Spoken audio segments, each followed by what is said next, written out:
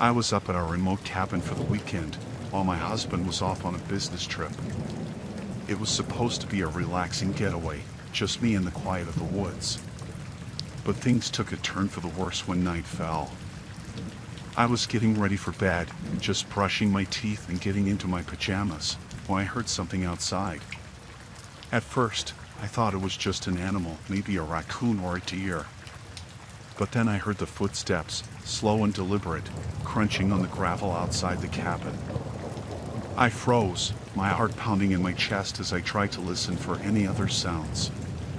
That's when I saw the shadows moving in the darkness, just beyond the window. I felt a chill run down my spine as I realized that I wasn't alone out here in the woods. I didn't know what to do. I was all alone, with no one around to help me if things went south. I considered calling the police, but I didn't want to make a fuss if it turned out to be nothing. So, I just sat there in the darkness, waiting and listening. The footsteps seemed to come closer, circling around the cabin as if whoever was out there was trying to find a way in. I felt a surge of panic rising up inside me as I realized that I was completely vulnerable out here in the middle of nowhere. I thought about locking the doors and windows, but I didn't want to make any noise that might give away my position. So, I just sat there, clutching the blanket around me and praying that whoever was out there would just go away. But they didn't. Instead, they seemed to be getting bolder, tapping on the windows and rattling the door handle as if trying to find a way inside. I felt my heart pounding in my chest as I tried to think of what to do next. That's when I remembered my husband had left his gun in the cabin, just in case of emergencies. I knew that I wasn't much of a shot, but it was better than nothing. I quietly made my way over to the closet where he kept it, trying to keep my breathing steady as I reached for it. I grabbed the gun and checked to make sure it was loaded, my hands shaking as I tried to steady myself. I knew that I might have to use it if things got any worse, and I was terrified at the thought of having to defend myself against whoever was out there. But just as I was about to go back to the window to see if I could get a glimpse of whoever was outside, the footsteps suddenly stopped. I froze, my heart pounding in my chest as I strained my ears for any other sounds. But there was nothing. No footsteps, no rattling at the door, just the quiet of the night. I waited for what felt like hours, but nothing else happened. Eventually, I mustered up the courage to go back to bed, keeping the gun close at hand just in case. The next morning, I woke up to find that everything was back to normal. There were no signs of anyone outside the cabin, and I couldn't shake the feeling that maybe it had all just been a bad dream. But when my husband came back from his trip later that day, I couldn't help but tell him about what had happened. He was shocked and immediately called the police to report it, just to be safe. They came out to investigate, but they didn't find anything. No footprints, no signs of forced entry, nothing. It was as if whoever had been outside the cabin had just disappeared into thin air. I'll never forget that night, and I'll always be grateful that I had the presence of mind to grab that gun. It might have saved my life, and I'll never take my safety for granted again.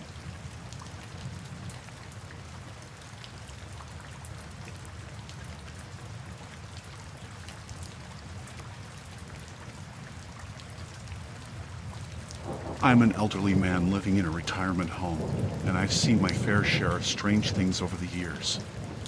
But nothing could have prepared me for what happened one night when I was left alone in my room after visiting hours ended.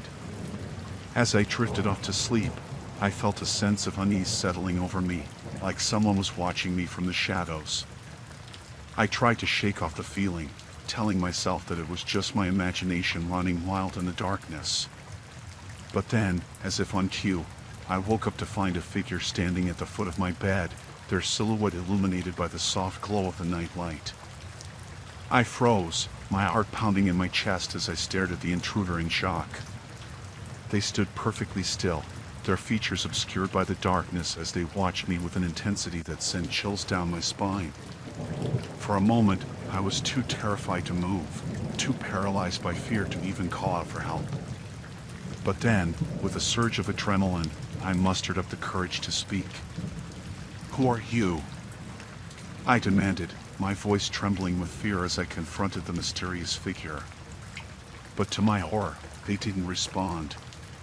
Instead, they continued to stare at me with an unnerving intensity, their presence filling the room with an oppressive sense of dread. I knew I had to do something, to take action before it was too late. With a shaky hand, I reached for the call button beside my bed, praying that someone would come to my rescue. But even as I pressed the button, I couldn't shake the feeling that I was completely alone, that there was no one out there who could save me from whatever lurked in the darkness. Minutes passed like hours as I waited for help to arrive, the figure at the foot of my bed never once moving from their spot. It was as if they were rooted to the spot, their gaze fixed on me with a chilling intensity. And then, just when I thought I couldn't take it anymore, the door to my room burst open, flooding the room with light as a nurse rushed into my aid.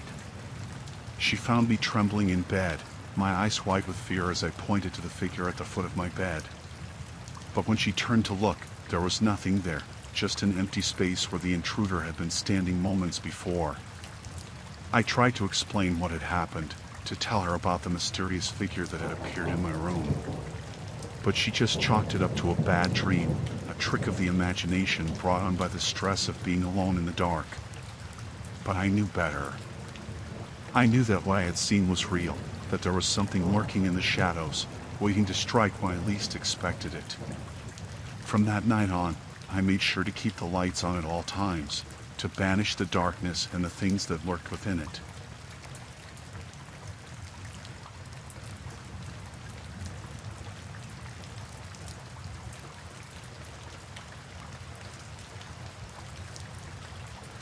I was house sitting for my neighbor while they were away on vacation.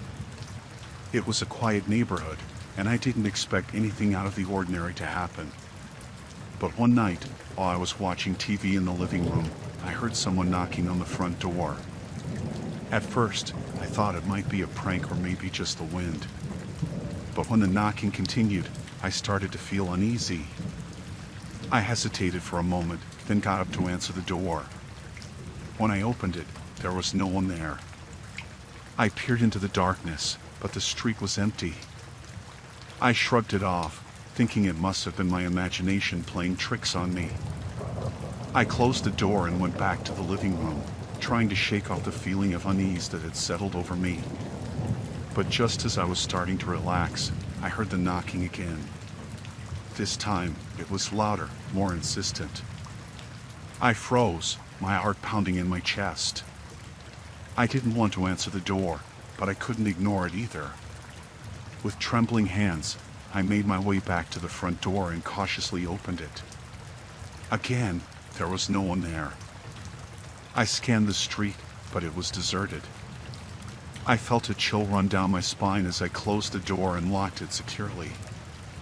I tried to convince myself that it was just a prank or maybe a stray animal, but deep down, I knew something wasn't right. I couldn't shake the feeling that someone was watching me, waiting for me to let my guard down. I spent the rest of the night on edge, jumping at every sound and peering out the windows, searching for any sign of movement. But the street remained silent and empty. As the hours passed, exhaustion finally caught up with me, and I must have dozed off on the couch. But when I woke up, it was to the sound of knocking once again. This time, it was coming from the back door. My heart raced as I crept through the house, trying to stay quiet. I reached the back door and hesitated, my hand hovering over the doorknob. I didn't want to open it, didn't want to see what was on the other side. But I knew I had to. With a shaky breath, I twisted the doorknob and pulled the door open. And just like before, there was no one there. I stepped outside, scanning the backyard, but it was empty. I felt a wave of relief wash over me as I closed and locked the door behind me. But the sense of unease lingered, gnawing at the edges of my mind. I couldn't shake the feeling that someone was playing a cruel trick on me, or worse, that someone was watching me, waiting for the perfect moment to strike. I spent the rest of the night barricaded in the living room, the TV turned up loud to drown out the sound of my racing thoughts. I didn't sleep a wink, my eyes darting around the room at the slightest sound. When morning finally came, I was exhausted and frazzled. I couldn't wait to get out of the house and back to the safety of my own home. I packed up my things quickly, eager to put the night behind me. As I locked up the house and stepped out onto the front porch, I paused, glancing back at the empty street one last time. And that's when I saw it, a figure standing in the shadows across the street, watching me. My blood ran cold as our eyes met, and then, as quickly as it had appeared, the figure was gone. I didn't stick around to find out who or what it was. I jumped into my car and drove away as fast as I could, grateful to be leaving that house of horrors behind me.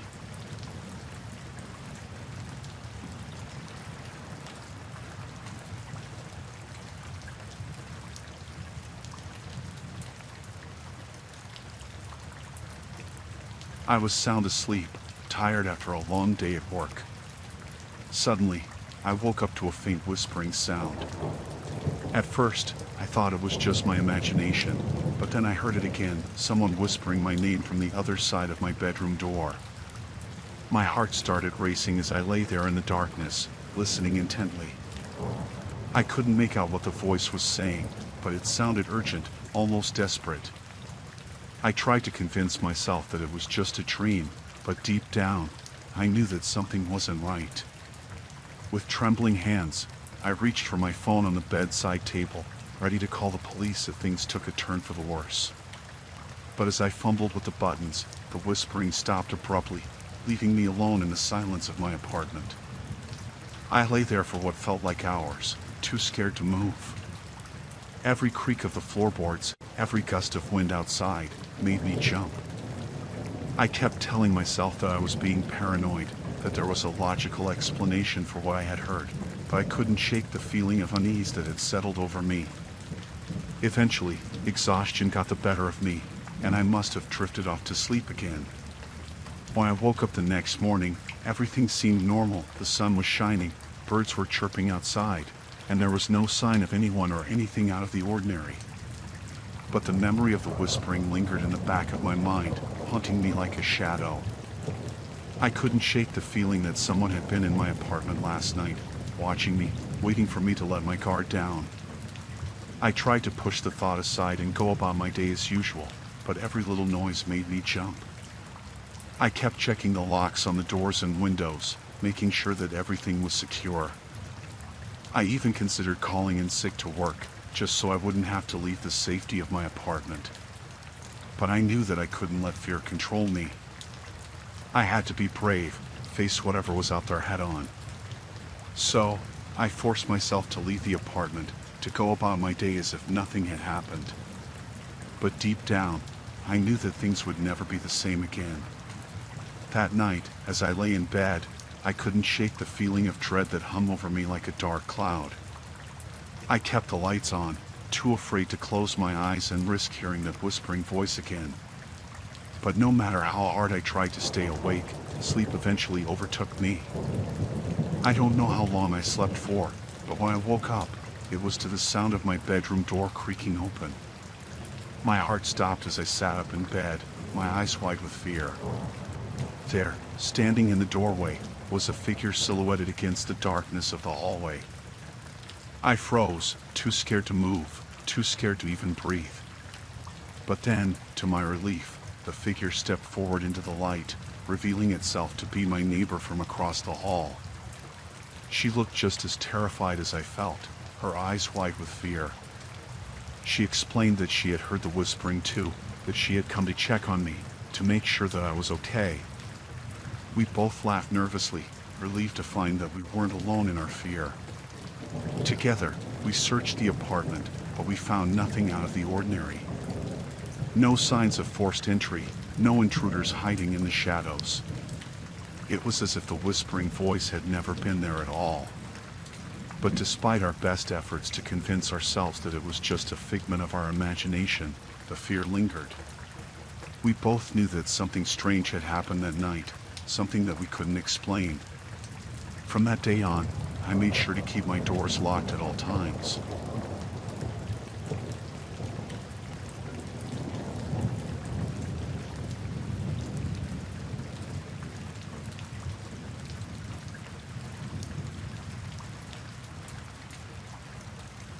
I'm just a stay-at-home mom, nothing out of the ordinary. My days are filled with the usual routines of taking care of the house and looking after my baby while my husband is away on business trips. But one night, something happened that shook me to my core. It was late, well past midnight, and I was alone in our suburban house. The baby monitor crackled to life beside me, the sound of my baby's cries piercing the silence of the night. I jolted awake, my heart pounding in my chest as I listened to the desperate wails coming through the monitor. Without hesitation, I leaped out of bed and hurried to the nursery, my feet barely touching the ground as I raced down the hallway. But when I burst into the room, expecting to find my baby in distress, I was met with a scene that sent a chill down my spine. He was fast asleep in his crib, his tiny chest rising and falling in peaceful slumber. Confused and more than a little shaken, I approached the crib, my hands trembling as I reached out to touch him. He stirred at my touch, but didn't wake, his breathing steady and even as he slept. I checked the baby monitor again, half expecting to hear his cries echoing through the room. But there was nothing, just the soft hum of static filling the silence of the night. I tried to brush it off as a trick of the mind, a figment of my overactive imagination brought on by the stress of being alone in the house at night. But deep down, I knew that something wasn't right. As I lay back down in bed, trying to shake off the feeling of unease that lingered in the air, I couldn't help but wonder what had caused the strange phenomenon. Was it just a glitch in the baby monitor, a harmless malfunction brought on by the wear and tear of daily use? Or was there something more sinister at play, something lurking in the shadows of our suburban house? I tossed and turned, unable to shake the feeling of dread that settled over me like a suffocating blanket. Every creak of the floorboards, every rustle of the wind outside, sent a jolt of fear through me, and I found myself jumping at shadows in the darkness. But despite my fear, I knew that I couldn't let it consume me. I had to stay strong, for my baby's sake if nothing else.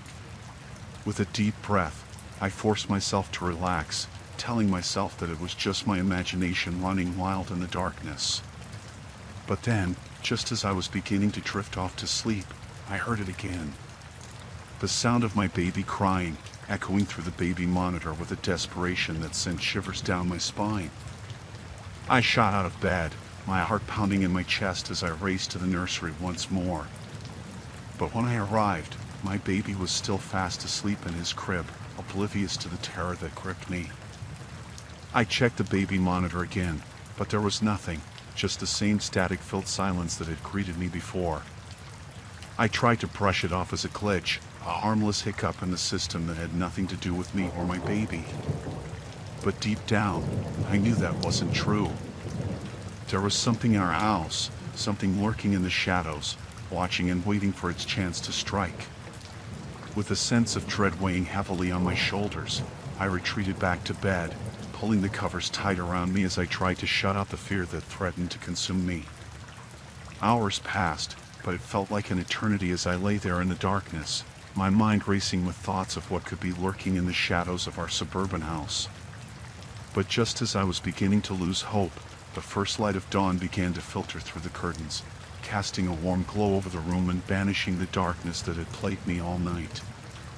Relief flooded through me as I realized that the worst was over, that whatever had been haunting our house had retreated back into the shadows where it belonged.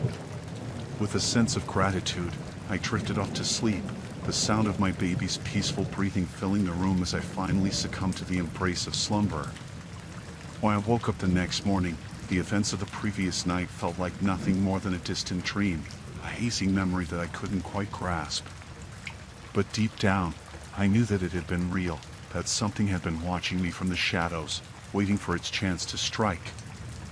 And though I may never know what truly happened that night, one thing is for certain, I will never forget the terror that gripped me as I lay alone in the darkness.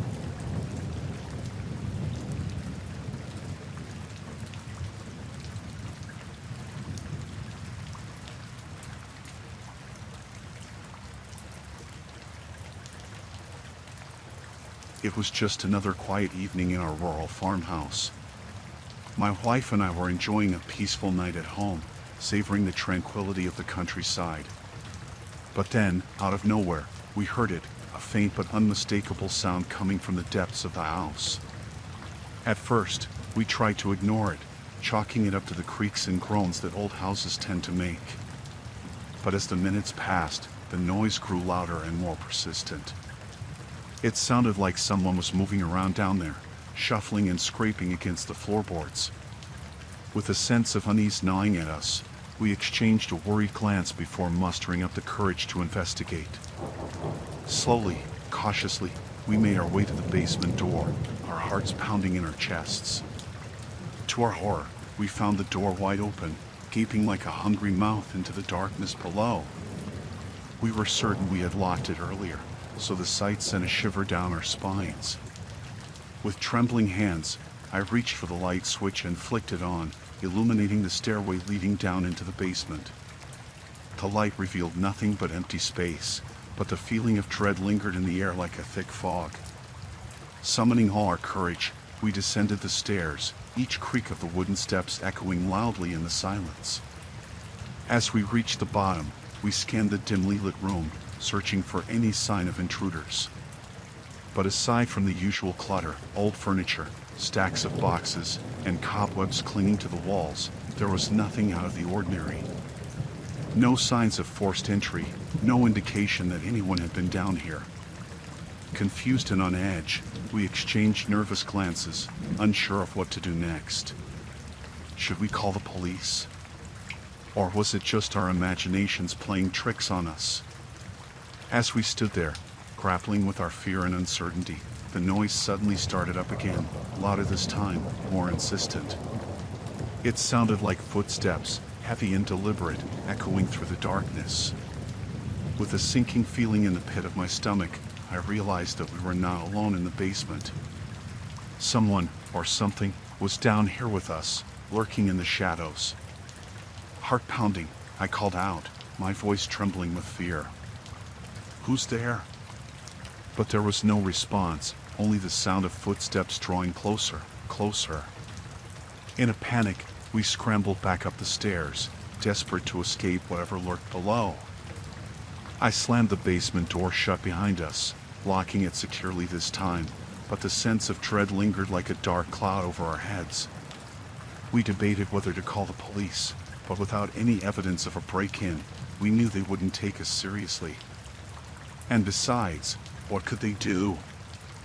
We were on our own out here in the middle of nowhere.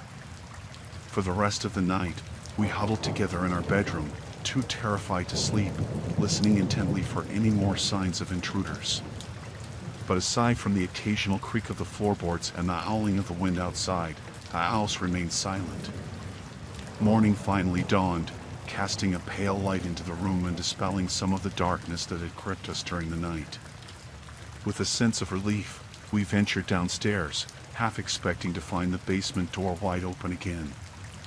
But to our surprise, everything seemed normal.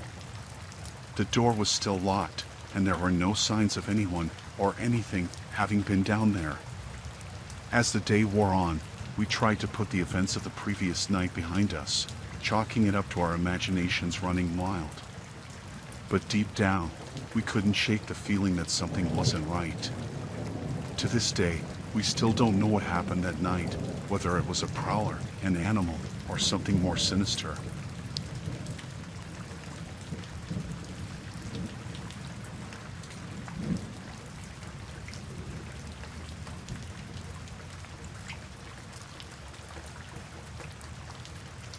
I had just finished another exhausting day at the office, and all I wanted was to get back to my condo and collapse into bed. As I stepped into the elevator and pressed the button for my floor, I felt a sense of relief wash over me. But that feeling didn't last long. As the elevator began its ascent, I caught a glimpse of movement in the reflection of the doors. At first, I thought it was just my imagination playing tricks on me, but when I looked closer, I saw a figure standing behind me, lurking in the shadows of the elevator. My heart skipped a beat as I spun around, but there was no one there. I told myself that I was just tired, that I was seeing things, but deep down, I knew that something wasn't right. I tried to shake off the feeling of unease as the elevator continued its slow climb, but the image of that mysterious figure lingered in the back of my mind. I kept glancing over my shoulder, half expecting to see them standing there, watching me. When the elevator finally reached my floor, I practically sprinted out, eager to escape the confines of the small space. But as I stepped into the hallway, I couldn't shake the feeling that I was being followed. I fumbled with my keys, my hands shaking as I tried to unlock the door to my condo. Every creak of the floorboards, every gust of wind outside, made me jump. I felt like a trapped animal, cornered and vulnerable.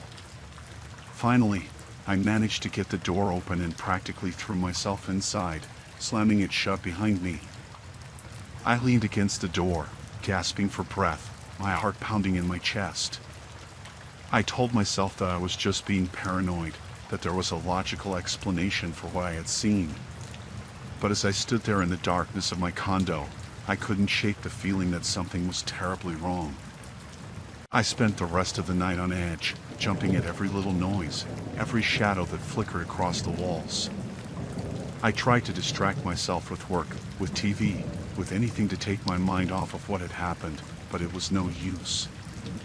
As the hours dragged on, I grew more and more exhausted, but I was too afraid to fall asleep. I kept replaying the events of that night in my mind, trying to make sense of what I had seen. When morning finally came, I felt like a wreck, tired, frazzled, and on edge. I knew that I couldn't go on like this, that I had to do something to put my mind at ease.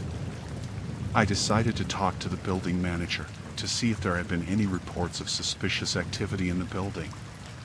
But when I mentioned what had happened in the elevator, he just looked at me like I was crazy.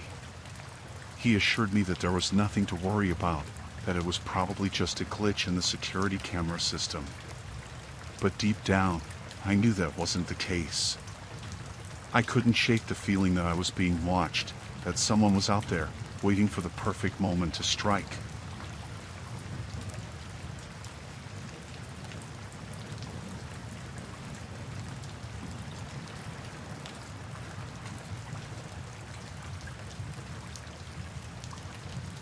It was supposed to be a peaceful weekend getaway, a chance to escape the chaos of my job as a nurse and recharge in the solitude of a remote cottage.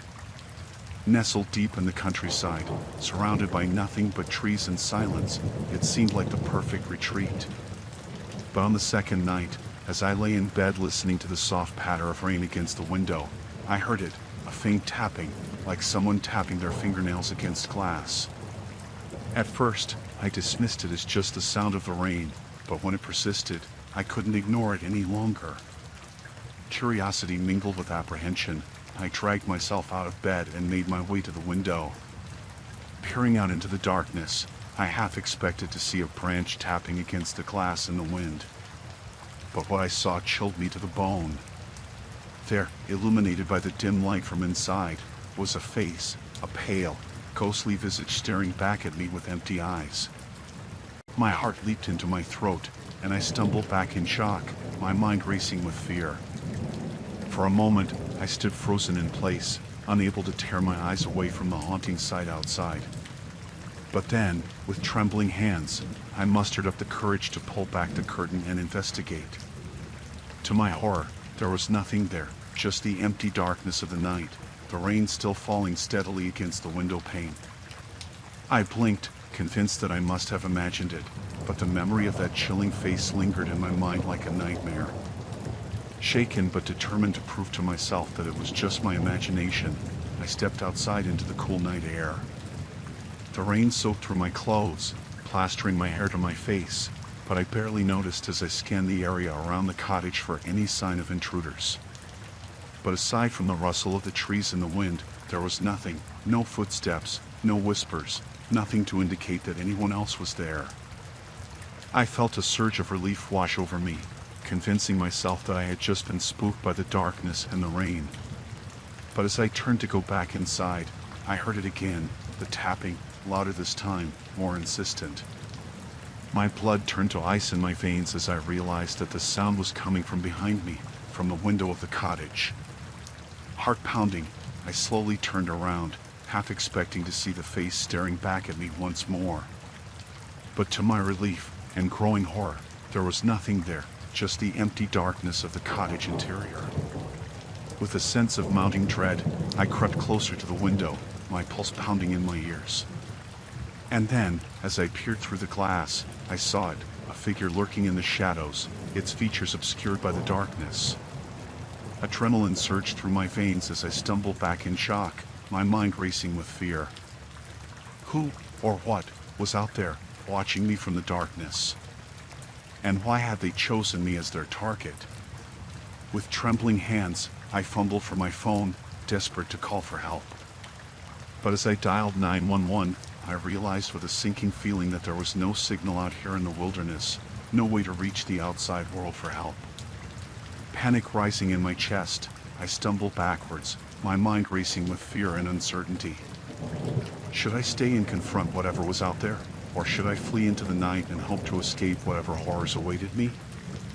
In the end, instinct took over, and I turned and ran, my heart pounding in my chest as I fled into the darkness. The rain soaked through my clothes, stinging my eyes and obscuring my vision, but I didn't stop until I had reached the safety of the nearest town. To this day, I still don't know what, or who, was lurking outside that cottage in the woods.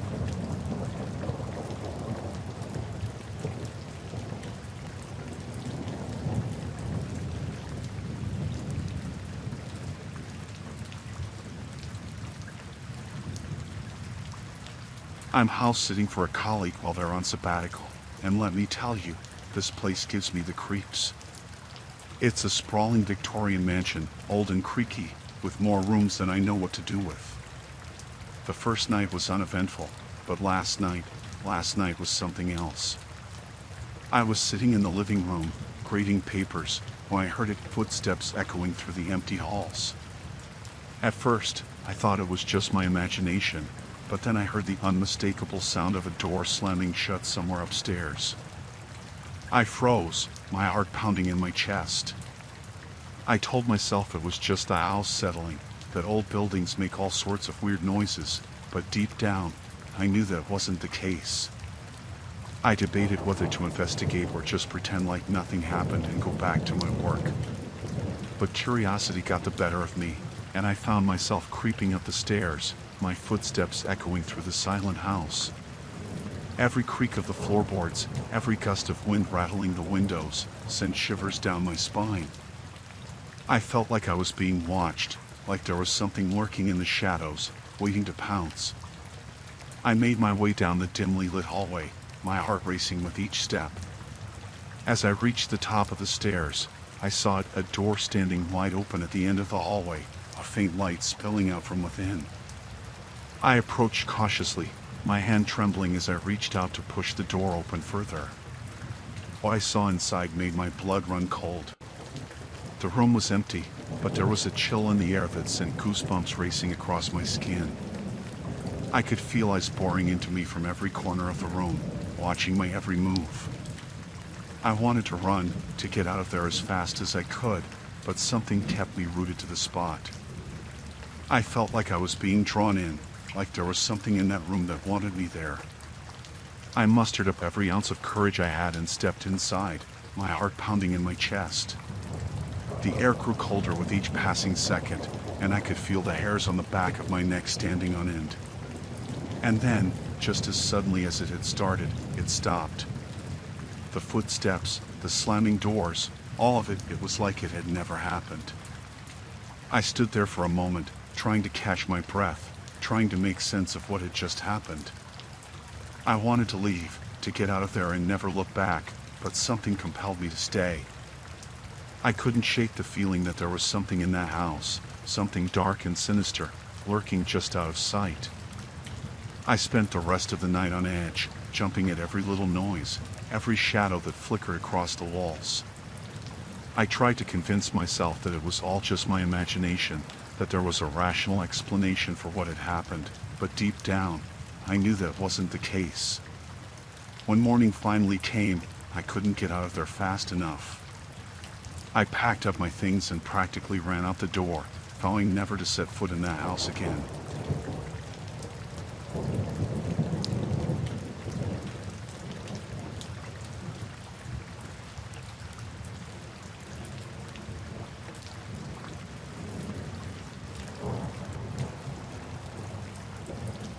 I'm a police officer in a small-town apartment complex.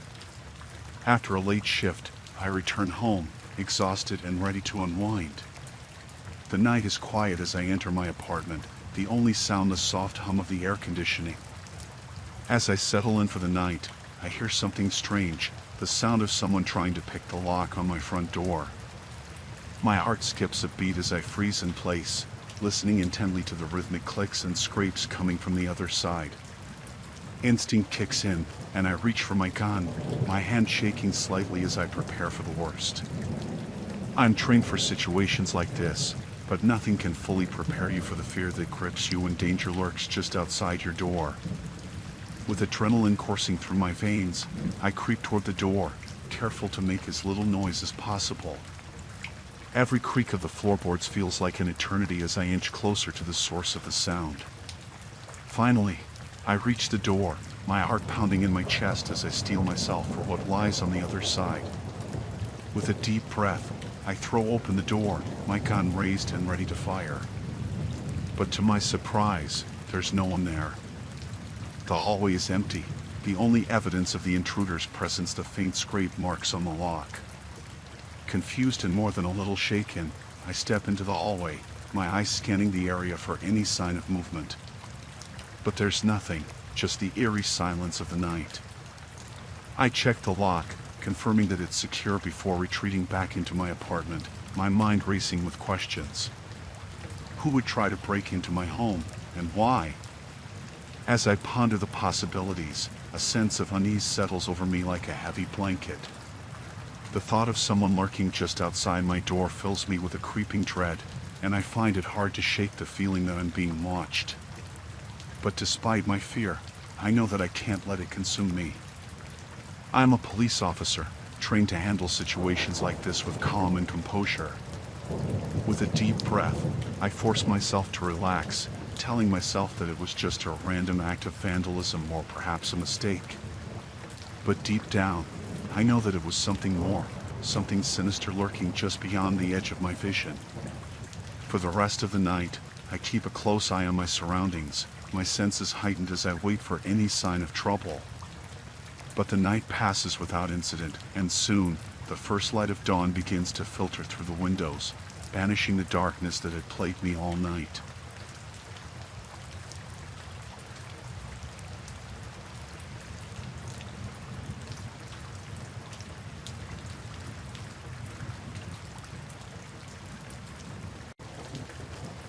I'm an artist, and I often find myself working late into the night in my studio loft. There's something about the quiet darkness that inspires me, the way the shadows dance across the canvas, breathing life into my creations. But lately, I've been feeling like I'm not alone in the studio. It's a subtle feeling, a prickling at the back of my neck that sends shivers down my spine. At first, I brush it off as my imagination running wild in the silence of the night. But as the feeling persists, I can't shake the sense that someone, or something, is watching me. I try to focus on my work, losing myself in the swirls of paint and the rhythmic strokes of my brush.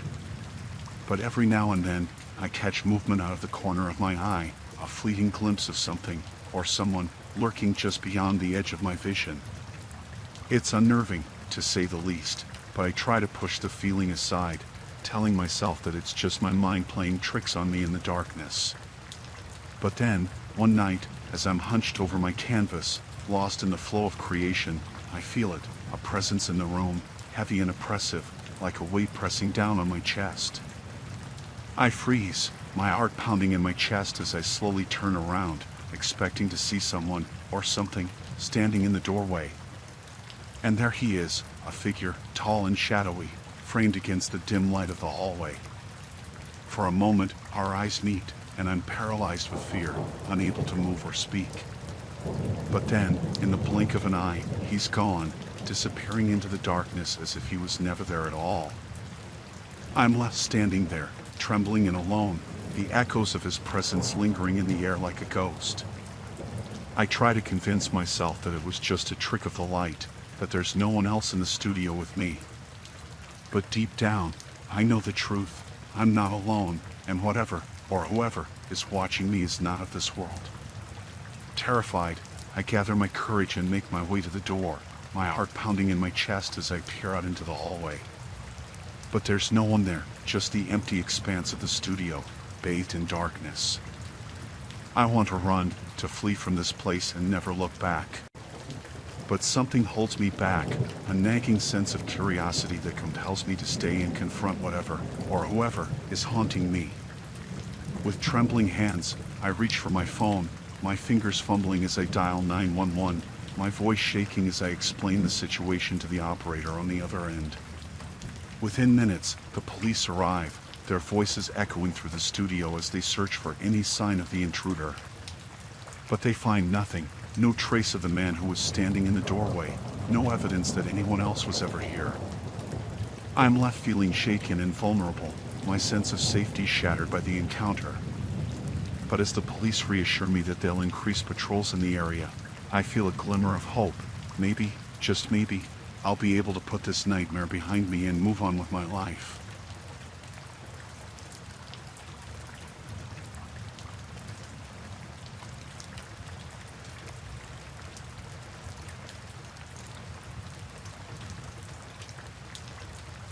I've always loved cooking. There's something therapeutic about chopping vegetables, stirring sauces, and creating delicious meals from scratch. So when I got the opportunity to spend a weekend alone in a cozy mountain cabin to test out recipes for an upcoming menu, I jumped at the chance. The cabin was nestled deep in the heart of the mountains, surrounded by towering pine trees and breathtaking views of the wilderness. It was the perfect setting for a culinary adventure, far away from the hustle and bustle of city life. The first day passed without incident. I spent hours experimenting in the kitchen, trying out new flavor combinations and techniques. But as the sun began to set and darkness descended over the mountains, I couldn't shake the feeling of unease that settled over me like a heavy blanket. I chalked it up to my overactive imagination, the product of spending too much time alone in the wilderness. But as I prepared to turn in for the night, I couldn't shake the feeling of being watched, as if someone, or something, was lurking just beyond the edge of the forest. That night, as I lay in bed listening to the sounds of the forest outside, I heard it, the unmistakable sound of pots and pans clanging together in the kitchen. At first, I dismissed it as just the wind or a trick of my imagination, but as the noise grew louder and more persistent, I couldn't ignore it any longer. Heart pounding in my chest, I crept out of bed and made my way to the kitchen, my footsteps echoing loudly in the silence of the cabin. The door creaked open, and I peered inside, half expecting to see an intruder rummaging through my pots and pans. But to my horror, the kitchen was empty, the only sound the faint hum of the refrigerator and the soft patter of rain against the windows. I blinked, convinced that I must have imagined it, but the memory of those clanging pots and pans lingered in my mind like a bad dream. Shaken but determined to prove to myself that it was just my imagination, I searched the kitchen from top to bottom, checking every cupboard and drawer for any sign of an intruder. But aside from the usual assortment of cooking utensils and ingredients, there was nothing out of the ordinary. I tried to convince myself that it was just the wind or a trick of my mind, but deep down, I knew that something wasn't right. With a sense of growing unease, I returned to bed, but sleep eluded me, my mind racing with fear and uncertainty. The next day, I tried to put the incident out of my mind and focus on my cooking. But as the day wore on and night fell once again, the feeling of unease returned, stronger than ever. That night, as I lay in bed, I heard it again, the sound of pots and pans clanging together in the kitchen. This time, there was no mistaking it. The noise was loud and clear, echoing through the cabin like a death knell. Heart pounding in my chest, I forced myself to get out of bed and investigate. But as I reached the kitchen door, a sudden sense of dread washed over me, like a wave crashing against the shore. With trembling hands, I pushed open the door and stepped inside, half expecting to come face to face with some unseen intruder.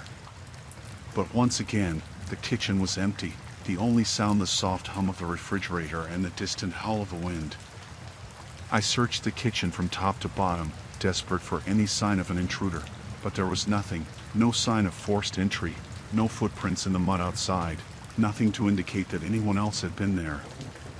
With a sinking feeling in the pit of my stomach, I realized that I was alone in the cabin, surrounded by nothing but darkness and the echoing sound of my own footsteps. Terrified but determined to get to the bottom of the mystery, I resolved to stay awake until morning, keeping watch over the cabin and waiting for any sign of the intruder's return. But as the night dragged on and sleep continued to elude me, I couldn't shake the feeling that I was being watched, that something sinister was lurking just beyond the edge of the forest, waiting for the perfect moment to strike.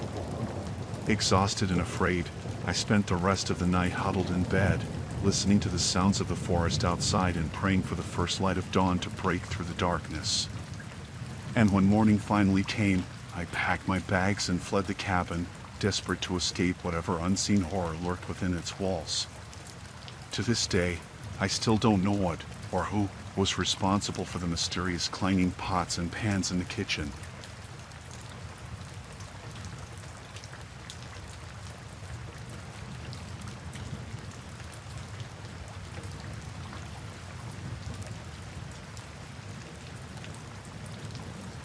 I work as a librarian, and I love my job. But lately, something strange has been happening to me, something that's left me feeling terrified and alone in my own home. It all started a few weeks ago, when I received the first letter. It was addressed to me, handwritten in neat, looping script. At first, I didn't think much of it. Maybe it was just a letter from a friend or a family member. But as I read through it, my blood ran cold. The letter detailed intimate details of my daily life, what I ate for breakfast, where I went for my morning walk, even the book I checked out from the library that day. It was as if someone had been watching me, following me around and taking notes on everything I did. At first, I tried to convince myself that it was just a prank, that someone was playing a sick joke on me. But as the days went by and more letters arrived, I couldn't shake the feeling of unease that settled over me like a dark cloud. I confronted my neighbors, hoping that maybe one of them had seen something or heard something that could help explain what was happening. But to my horror, they all denied sending the letters, claiming that they hadn't seen or heard anything out of the ordinary. I didn't know what to do. I felt like I was losing my mind, like I was being watched and stalked by some unseen predator lurking in the shadows. I couldn't sleep, couldn't eat, couldn't focus on anything other than the letters and the terrifying realization that someone was out there, watching me, waiting for the perfect moment to strike. Every creak of the floorboards, every rustle of the curtains, sent shivers down my spine, and I found myself jumping at the slightest sound, my heart pounding in my chest like a drum. I tried to reach out to the police, hoping that maybe they could help me figure out who was behind the letters. But without any concrete evidence or proof of wrongdoing, there was little they could do to help. So I was left alone, trapped in my own home, with nothing but the letters and my own fear for company. I tried to ignore them, to pretend like they didn't exist, but they haunted me day and night, a constant reminder that I was not safe, that no matter where I went or what I did, someone was always watching, always waiting. And then, just when I thought things couldn't get any worse, the letters took a darker turn. They started to threaten me, to taunt me, promising that they knew where I lived, that they knew every move I made and every thought I had. I was terrified, paralyzed with fear, unable to escape the suffocating grip of the letters and the unseen menace lurking behind them.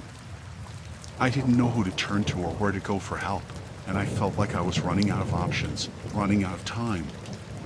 But just when I thought all hope was lost, I received a breakthrough. A neighbor had installed security cameras outside their house, and they had caught someone leaving the letters on my doorstep.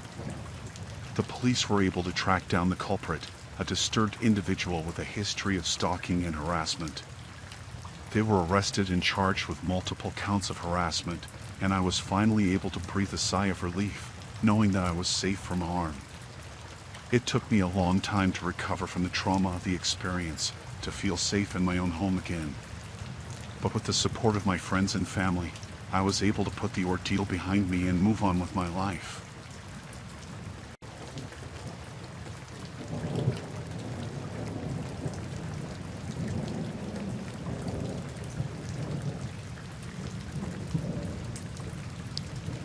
I'm a stay-at-home dad, and this weekend, it's just me and the kids at this remote cabin while my wife is off visiting family. Last night, something happened that still has me shaking. I woke up to the sound of footsteps in the hallway. At first, I thought it was just one of the kids wandering around, but when I looked at the clock, I realized it was way too late for them to be up. I sat up in bed, my heart pounding in my chest, and that's when I saw them, my two children standing at the foot of the bed, staring at me with blank expressions. I called out to them, but they didn't respond. They just stood there, unmoving, their eyes fixed on me with an intensity that sent chills down my spine. I tried to shake it off, to tell myself that they were just sleepwalking or something, but something about the whole situation felt off. I reached out to touch them, to see if they were okay, but when my hand brushed against their skin, it was like touching ice. They were freezing cold, even though the cabin was warm. I tried to wake them up, to snap them out of whatever trance they were in, but nothing worked. It was like they were completely disconnected from reality, like they were somewhere else entirely. I didn't know what to do. I felt completely helpless, completely at the mercy of whatever was happening to my children. I sat there for what felt like hours, watching them, waiting for them to snap out of it. But they just stood there, staring at me with those empty eyes. Eventually, exhaustion got the better of me, and I must have dozed off because when I woke up again, it was morning, and the kids were back in their beds, sleeping peacefully. I wanted to believe that it was all just a bad dream, that none of it had actually happened, but deep down, I knew that wasn't the case. There was something in that cabin with us last night, something dark and sinister, and I couldn't shake the feeling that it was still there, lurking just out of sight. I spent the rest of the weekend on edge, jumping at every little noise, every shadow that flickered across the walls. I wanted to leave, to get out of there and never look back, but I couldn't shake the feeling that whatever had happened to my children wasn't over yet. When my wife finally came back, I told her everything that had happened, but she just brushed it off, saying it was probably just a bad dream or something. But I know what I saw, what I experienced, and I can't shake the feeling that there's something in that cabin, something dark and malevolent, waiting for the perfect moment to strike again. I don't know if we'll ever go back to that cabin again.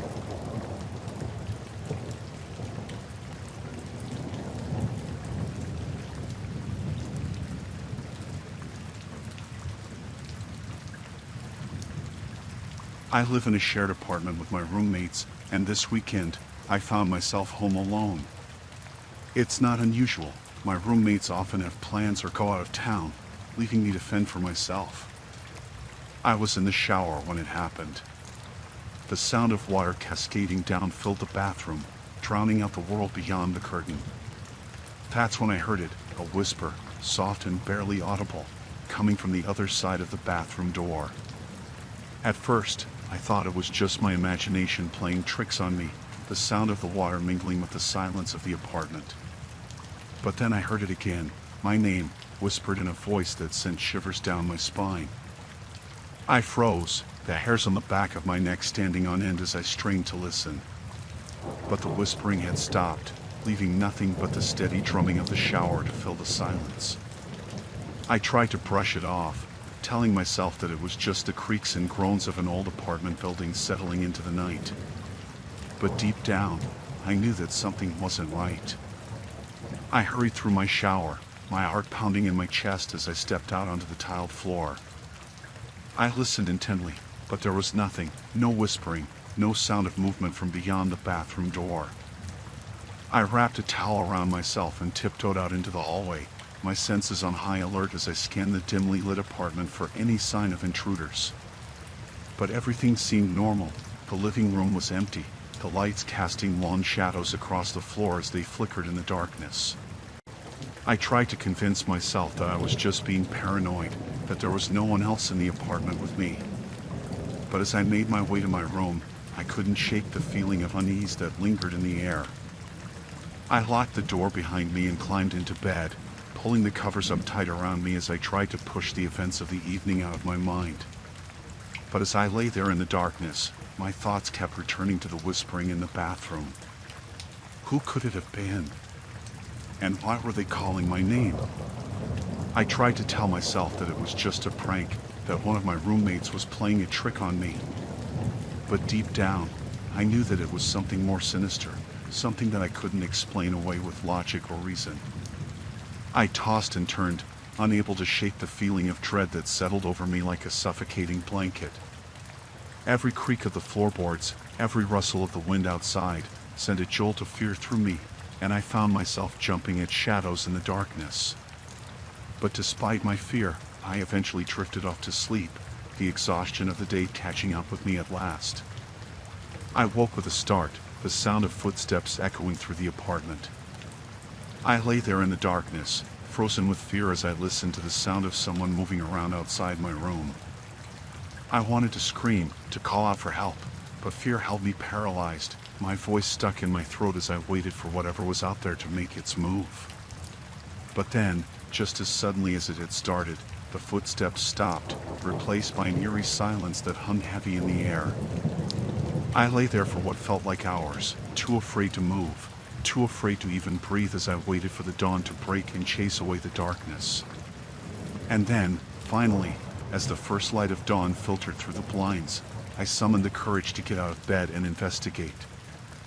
I crept out into the hallway, my heart pounding in my chest as I scanned the apartment for any sign of intruders. But there was nothing, no one hiding in the shadows, no sign of forced entry or foul play. It was as if the events of the night before had never happened, leaving me to wonder if it had all been just a nightmare. But deep down, I knew the truth. I had been targeted by someone who had been watching me from the shadows, waiting for the perfect moment to strike. I called the police and reported the incident, but without any evidence or witnesses, there was little they could do.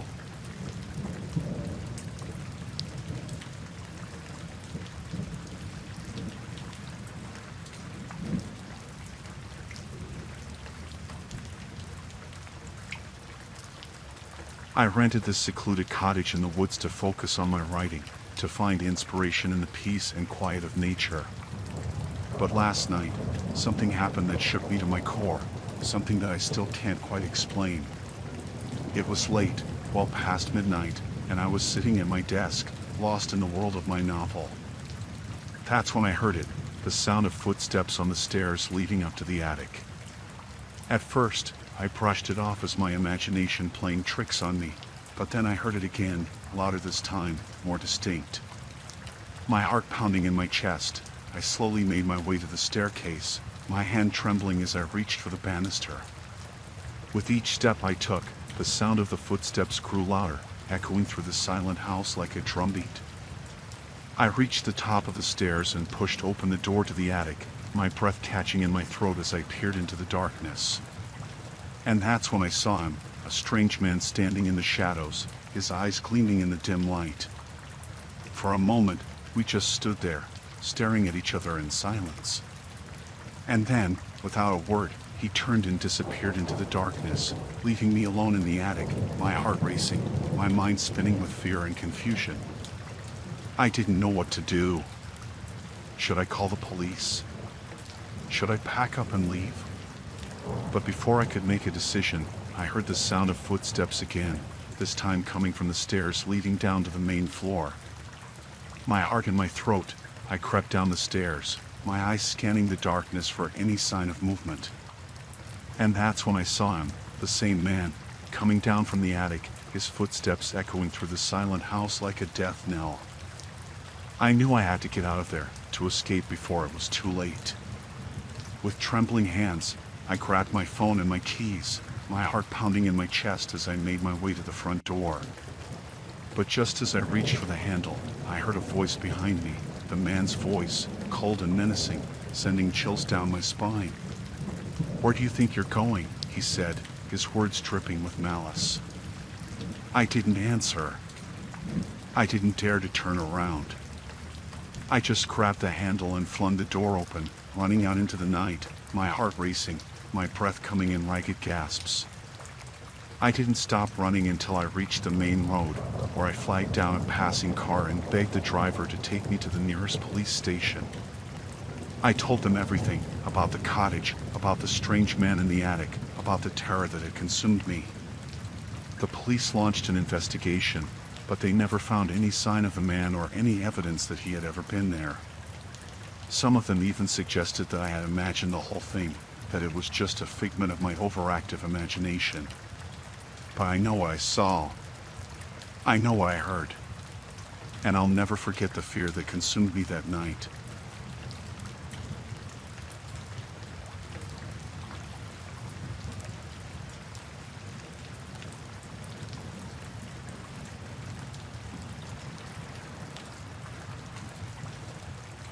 Living alone in a studio apartment can be peaceful, but sometimes it gets lonely.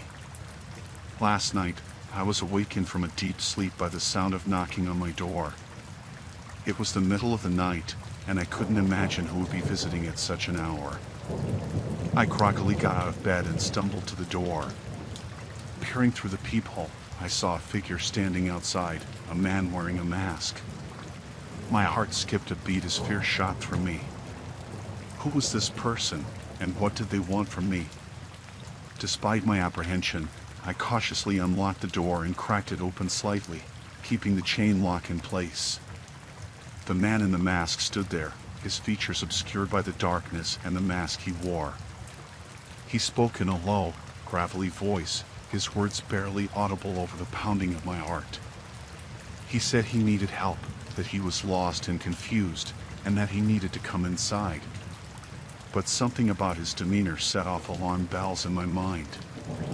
There was a sense of menace in the air, a feeling that made my skin crawl and my instinct scream at me to stay away.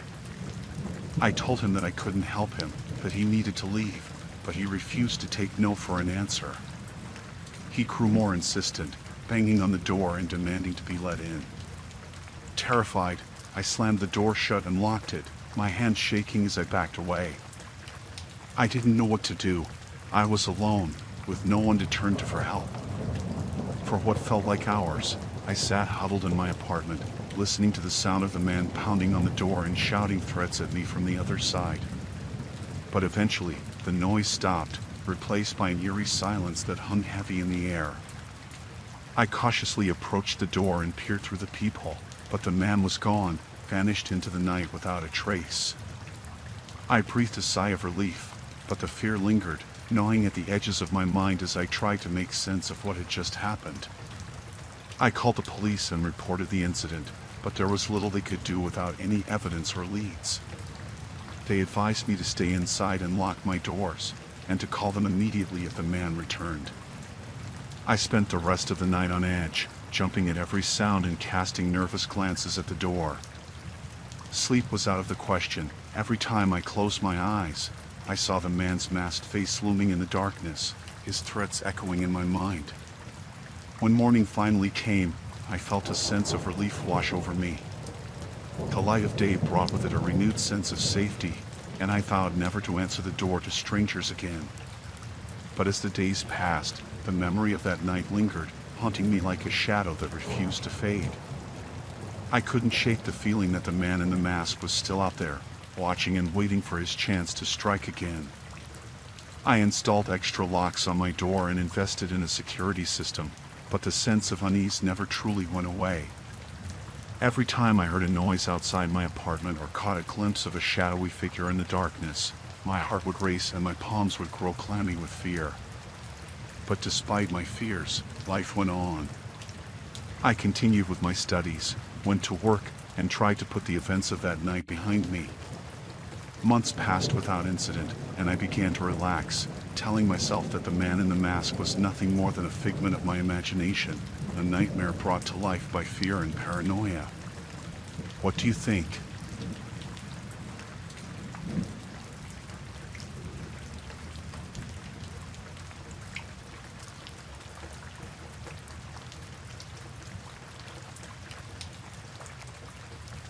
I was alone in this empty house, showing it to potential buyers. The place felt eerie, but I brushed it off as just my imagination running wild. As I walked through the rooms, I couldn't shake the feeling that something wasn't right. Then, I heard it, the sound of children laughing and playing. It sent shivers down my spine because I knew the house was supposed to be vacant. I tried to tell myself that it was just the wind or the creaking of the old floorboards, but deep down, I knew that wasn't the case.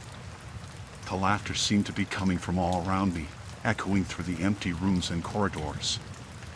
It sounded so real, so vivid, that I couldn't ignore it. I hesitated, unsure of what to do. Part of me wanted to run out of there as fast as I could, but another part of me knew that I had a job to do. I had to show this house to potential buyers, no matter how creepy it felt. So, I forced myself to keep walking, to keep showing the house, even though every instinct in my body was screaming at me to get out of there. But the laughter only seemed to get louder, more insistent, as if whatever was causing it was trying to get my attention. I could feel my heart pounding in my chest, my palms sweating with fear. I tried to focus on the task at hand, to ignore the laughter and pretend like everything was normal, but it was no use. It felt like I was being watched, like there were eyes on me from every corner of the room. I finally reached the last room, the master bedroom, and that's when things took a turn for the worse. As I stepped inside, the laughter stopped abruptly, replaced by an eerie silence that was almost deafening. I looked around the room, searching for any sign of what could have caused the laughter, but there was nothing there. It was just me, alone in this empty house, with no explanation for what I had just heard. I quickly finished showing the house and made my way back to my car, eager to get out of there and put some distance between myself and whatever was lurking inside that place. As I drove away, I couldn't shake the feeling that something was still watching me, still following me, even though I was miles away from that creepy old house. I never did find out what was causing the laughter, and to be honest, I'm not sure I want to know.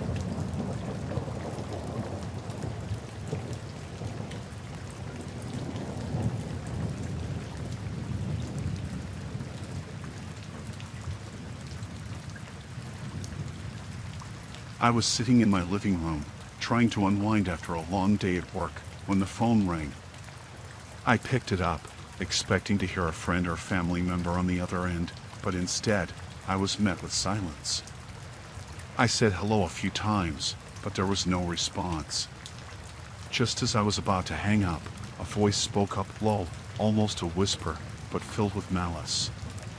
At first, I thought it was just a wrong number or a prank call, but then the caller started talking about things that only someone close to me would know. Personal details about my life, my family, my friends, things that I had never shared with anyone outside of my inner circle. I felt a chill run down my spine as the caller continued to speak, their words becoming more and more threatening with each passing moment. They told me that they knew where I lived, that they were watching me right now, and that they were going to come over and confront me in person. I tried to reason with them, to tell them that they had the wrong person, but they wouldn't listen. They just kept repeating the same threats over and over again, their voice growing louder and more aggressive with each passing moment. I hung up the phone, my heart racing with fear. I didn't know who this person was or what they wanted from me, but I knew that I had to do something to protect myself. I called the police and told them what had happened, but they said there wasn't much they could do unless the caller made an actual threat or showed up at my house. I spent the rest of the night on edge, jumping at every sound and constantly checking to make sure that all the doors and windows were locked. I couldn't shake the feeling that someone was watching me, waiting for the perfect moment to strike. The next day, I received another phone call from the same number. This time, the caller was even more aggressive, threatening to come over and hurt me if I didn't do exactly what they said. I knew I had to take matters into my own hands.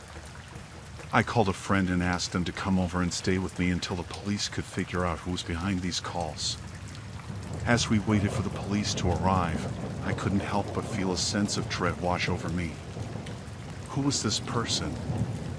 Why were they targeting me? And most importantly, how could I make them stop? The police arrived a short time later and took a statement from me and my friend. They said they would do everything they could to track down the caller and put an end to their threats. In the meantime, they advised me to stay vigilant and report any further incidents immediately.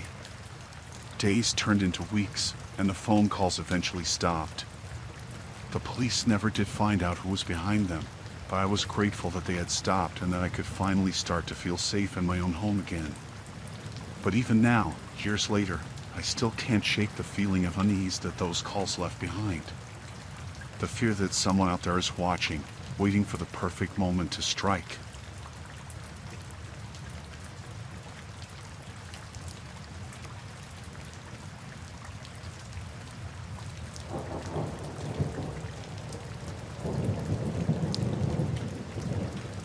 I was alone in my penthouse suite, trying to unwind after a long day of work.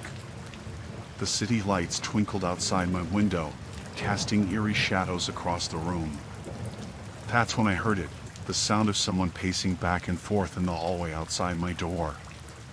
At first, I thought it was just my imagination, but as the footsteps grew louder, more distinct, I realized that someone was actually there.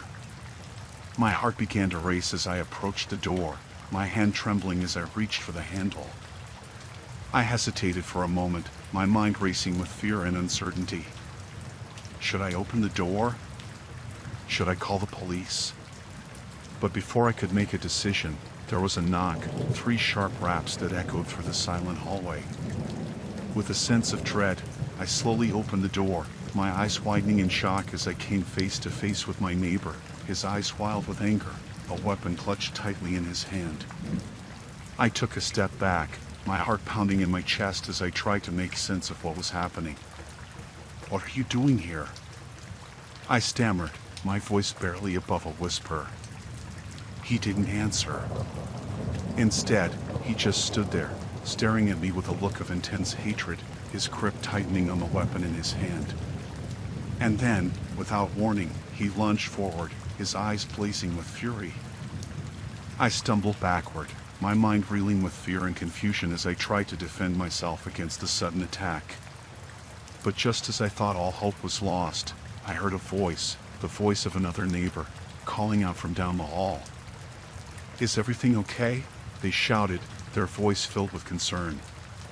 In that moment of distraction, I managed to break free from my attacker's grasp, scrambling to my feet and fleeing down the hallway, my heart pounding in my chest as I raced towards safety. I didn't stop running until I reached the lobby, where I collapsed in a heap, gasping for breath, my mind spinning with fear and confusion. The police were called, and they arrived moments later, taking my neighbor into custody and ensuring that I was safe. It turns out that he had been struggling with mental health issues for some time, and in his delusional state, he had become convinced that I was somehow responsible for his problems. It was a terrifying ordeal, one that left me shaken to my core. But in the end, I was grateful to be alive, grateful to have escaped with my life intact. And as I sat there in the safety of the lobby, surrounded by concerned neighbors and flashing police lights, I couldn't help but feel a profound sense of relief.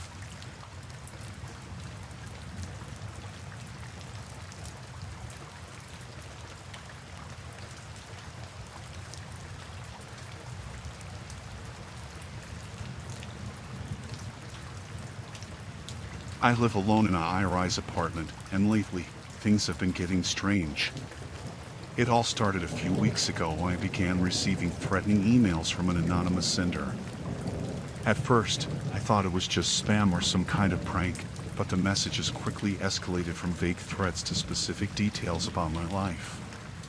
The emails were unnerving, filled with personal information that only someone close to me would know. They knew where I worked, where I lived, even details about my daily routine.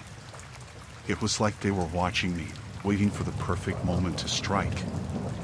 I tried to trace the emails, but every time I did, they led back to my own computer. It didn't make any sense. How could someone be sending me messages from my own email account? I changed all of my passwords, ran virus scans, even contacted the police, but there was nothing they could do. The emails kept coming, each one more menacing than the last. I felt like I was being watched, like someone was always lurking just out of sight, waiting for me to let my guard down.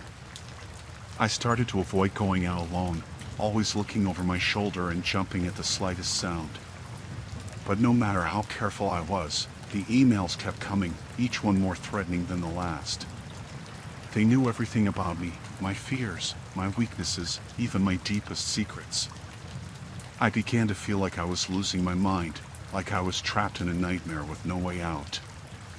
I couldn't sleep, couldn't eat, couldn't focus on anything but the constant stream of messages flooding my inbox. And then, just when I thought things couldn't get any worse, I started receiving packages filled with photographs, newspaper clippings, even items from my own apartment. It was like whoever was behind the emails was trying to drive me insane, to break me down until there was nothing left but fear and paranoia. I knew I had to do something, had to find out who was behind the emails before it was too late. But every time I tried to investigate, I hit a dead end. There were no clues, no leads, nothing to point me in the right direction. I was running out of options, running out of time. I felt like I was drowning, suffocating under the weight of my own fear and desperation. But then, just when I was about to give up hope, I received a breakthrough, a message from the anonymous sender, taunting me with details about my past, my family, even my childhood. It was like a slap in the face, a wake-up call that snapped me out of my despair and into action. I knew I had to confront whoever was behind the emails, had to put an end to this nightmare once and for all. I gathered up all of the evidence I had collected, all of the emails, photos, and packages, and marched down to the police station, determined to make them listen. At first, they were skeptical, dismissing my claims as the paranoid ramblings of a disturbed mind. But as I laid out the evidence before them, their expressions changed from disbelief to concern. They promised to launch a full investigation, to track down whoever was behind the emails and bring them to justice. And for the first time in weeks, I allowed myself to hope that I could finally put an end to this nightmare and reclaim my life. Days turned into weeks, and still, there was no sign of the anonymous sender. The police did their best, but without any concrete leads, there was little they could do. I began to lose hope, to feel like I was fighting a losing battle against an enemy I couldn't see or touch. But then, just when I was about to give up, I received a message, not from the anonymous sender, but from the police. They had traced the emails back to an old acquaintance of mine, someone I hadn't spoken to in years. It was like a punch in the gut, a betrayal that cut me to the core. But as the shock wore off, I realized that I finally had the answers I had been searching for. I confronted the acquaintance, demanding to know why they had targeted me, why they had tried to ruin my life. And as they confessed to their crimes, I felt a sense of relief wash over me, relief that I could finally put this nightmare behind me and move on with my life. The police arrested the acquaintance, and as they were led away in handcuffs, I felt a sense of closure that I hadn't felt in weeks. I knew that it would take time to heal from the trauma of the experience.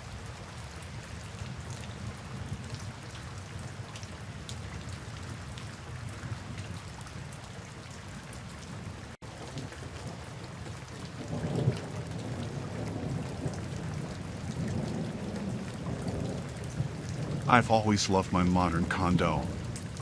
It's sleek, minimalist, and provides the perfect sanctuary after a long day at work. But lately, things have been off. It started with subtle changes, like the occasional creak of the floorboards or the flicker of the lights. I brushed it off as the quirks of living in a high-rise building, but as time went on, the disturbances became more frequent and unsettling.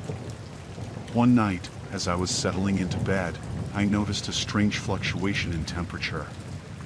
The air suddenly grew stiflingly hot, causing beads of sweat to form on my brow. I glanced at the thermostat and was shocked to see that it was set to an impossibly high temperature, far beyond what I would ever set it to. Confused and a little unnerved, I adjusted the thermostat back to a comfortable level and tried to shake off the feeling of unease that had settled over me. But as the days passed, the temperature fluctuations became more pronounced. I would wake up in the middle of the night, drenched in sweat, only to find that the thermostat had once again been tampered with. I tried to rationalize it, telling myself that there must be a malfunction with the heating system or a glitch in the thermostat. But deep down, I couldn't shake the feeling that something more sinister was at play. As the weeks went by, the disturbances only grew worse. I would hear strange noises coming from the walls, like the sound of footsteps echoing through the empty rooms when I knew I was alone. At first, I tried to ignore it, telling myself that it was just my imagination running wild in the silence of the night. But the more I tried to convince myself that everything was fine, the more apparent it became that something was seriously wrong. One evening, as I was preparing dinner in the kitchen, I felt a sudden blast of hot air wash over me. I turned to see the windows fogging up with condensation, as if the temperature in the room had skyrocketed in a matter of seconds. I rushed to the thermostat, my heart pounding in my chest as I saw that it had once again been set to an impossibly high temperature. But this time, there was something else. Something written on the display in smudged letters that made my blood run cold. Get out. I stumbled back in shock, my mind reeling as I tried to process what was happening. Who could have done this? And why? But before I could come up with any answers, I heard a sound behind me.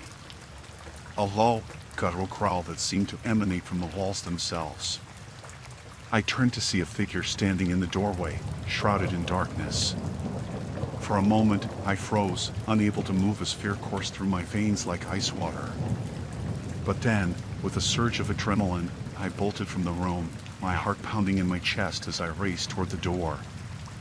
I didn't stop running until I was safely outside, the cool night air a welcome relief after the suffocating heat of my condo.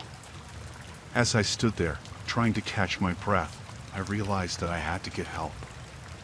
I couldn't go back inside, not with whatever was in there with me. I called the police and explained the situation, my voice trembling as I recounted what had happened. They arrived quickly, but when they searched the condo, they found nothing out of the ordinary.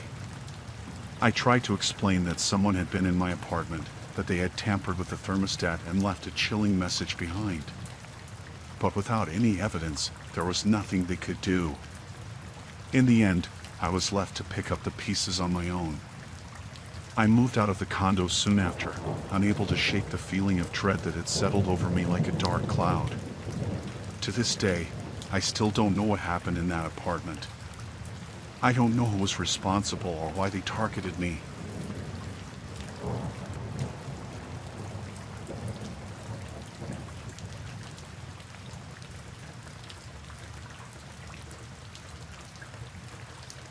I was home alone in my country house, enjoying the quiet evening after a long day at the clinic, when I heard the sound of scratching coming from inside the walls. At first, I thought it might be a mouse or some other rodent, so I went to investigate. I checked all around the house, looking for any signs of pests, but there was nothing.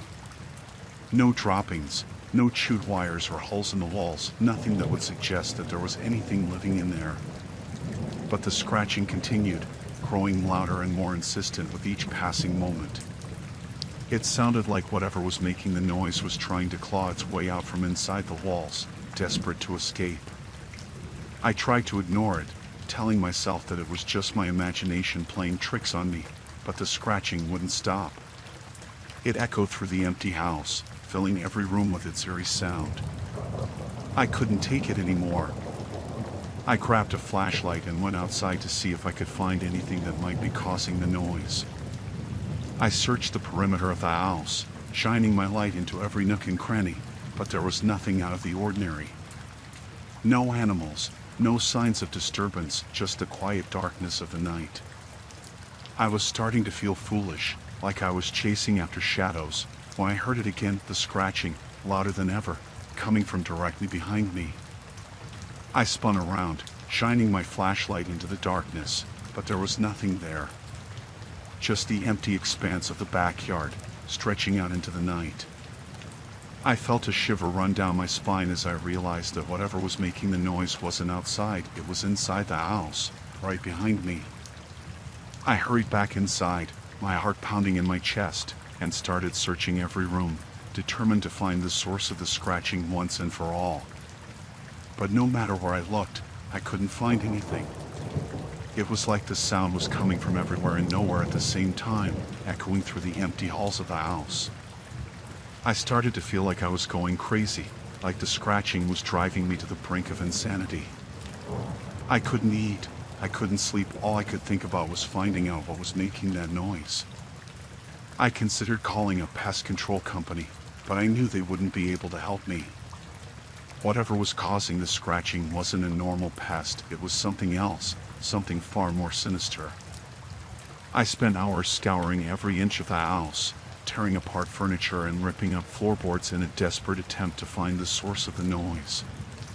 And then, just when I was about to give up hope, I found a small, hidden compartment in the wall, just big enough for something to squeeze through. Inside, I found a tangle of wires and pipes, but there was something else too, something moving, something alive. I reached out with trembling hands and pulled back the insulation, revealing a pair of eyes staring back at me from the darkness. It was a rat, but not just any rat, this one was different. Its eyes were filled with a malevolent intelligence, like it knew exactly what it was doing and why. I tried to grab it, to catch it and get rid of it once and for all, but it was too fast. It slipped through my fingers and disappeared back into the darkness of the wall, leaving me alone once again with nothing but the sound of scratching to keep me company. I knew then that I couldn't stay in that house any longer. Whatever was living in the walls, it wasn't going to leave me alone until it had driven me out completely. I packed up my things and left, never looking back as I drove away from the cursed place, leaving behind the scratching in the darkness and the fear that had haunted me for so long. I don't know what happened to that house after I left, and I don't want to know. All I know is that I'm safe now, far away from whatever was living in those walls, and that's all that matters.